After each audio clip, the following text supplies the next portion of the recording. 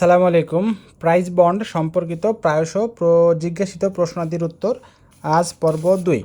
এ পর্বে আমি আপনাদেরকে আসলে জানাবো যে প্রাইজ বন্ডের ড্র কখন অনুষ্ঠিত হয়, বিক্রিত সকল প্রাইজ বন্ড কি লটারি আয়ত্তভুক্ত কিনা, আর ড্রটা আসলে সভাপতিত্ব কে করেন, কি পদ্ধতিতে ড্রটা অনুষ্ঠিত হয়।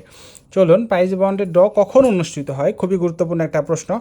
100 টাকা মূল্যমানের প্রাইজ বন্ডের ড্র বছরে 4 বার অর্থাৎ প্রতি 3 মাস অন্তর অন্তর অনুষ্ঠিত হয়। বছরে 31 জানুয়ারি, মাথায় রাখবেন এই তারিখটা খুবই গুরুত্বপূর্ণ, 31 জানুয়ারি, 30 এপ্রিল, আবার 31 জুলাই, 31 অক্টোবর।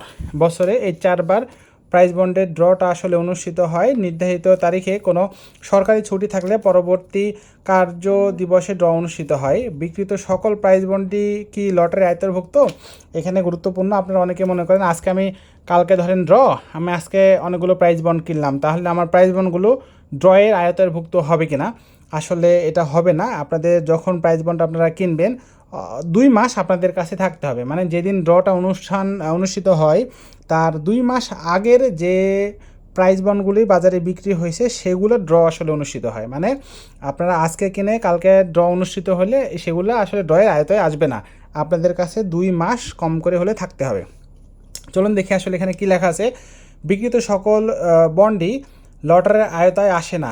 যে তারিখে ড্র অনুষ্ঠিত হবে সেই তারিখ হতে 2 মাস পূর্বের, অর্থাৎ ইস্যুর অথবা বিক্রির তারিখ হতে ড্র এর তারিখ বাদ দিয়ে, মানে যেদিন ইস্যু হবে এবং যেদিন ড্র হবে এই 2 দিন কিন্তু আসলে বাদ দিয়ে 2 মাস গণনা করা হবে। যে সমস্ত নতুন বন্ড বিক্রি হবে তা সহ পূর্বের বিক্রিত বন্ড ড্রয়ের আয়তায় আসবে, অর্থাৎ বন্ডে নির্দেশিত বিক্রির তারিখ হতে ন্যূনতম 2 মাস অতিক্রমের পর উক্ত বন্ড ড্র এর আয়তায় আসবে। মানে আপনারা প্রাইজ বন্ডটা কিনে 2 মাস আপনাদের কাছে রাখতে হবে, তাহলে সেই আপনাদের প্রাইজ বন্ডটা ড্র এর আয়তায় আসবে। এখন কোথায় ড্র অনুষ্ঠিত হয় এবং কারা ড্র অনুষ্ঠান পরিচালনা করে? সরকার কর্তৃক নির্ধারিত স্থানে ড্র অনুষ্ঠিত হয়ে থাকে এবং সরকার কর্তৃক নিয়োজিত ড্র কমিটি কর্তৃক ড্র অনুষ্ঠান পরিচালনা হয়ে থাকে। কোন কোন পর্যায়ের কর্মকর্তা দ্বারা ড্র কমিটি গঠিত? আসলে এটা আমাদের সাধারণ মানুষের জন্য আসলে লাগে না, ভিডিওটা বড় করার কোনো দরকার নেই। ড্র কোন পদ্ধতিতে পরিচালিত হয়? একক সাধারণ পদ্ধতিতে ড্র পরিচালিত হয়, অর্থাৎ প্রত্যেক সিরিজের জন্য একটি নাম্বার থাকে। বাজারে প্রচলিত প্রাইজ বন্ড সিরিজসমূহ এই ড্রয়ের আওতাভুক্ত।